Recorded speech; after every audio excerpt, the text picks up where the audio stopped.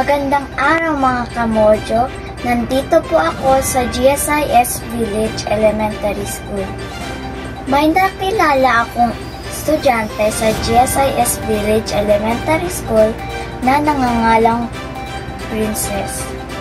Siya ay isang mahirap na bata. Walang baon na pera o pagkain. Pumapasok siya sa paaralan na gutom. Kahit siya ay kapos at mahirap, siya ay nagsusumikap sa kanyang pag-aaral.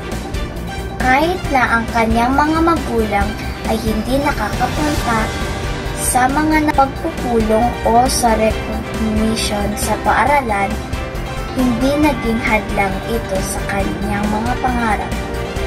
Mula dito, sa lugar ng Quezon City, ako si Kisaya Daris Di Tagalog. Ito ang aking modyo.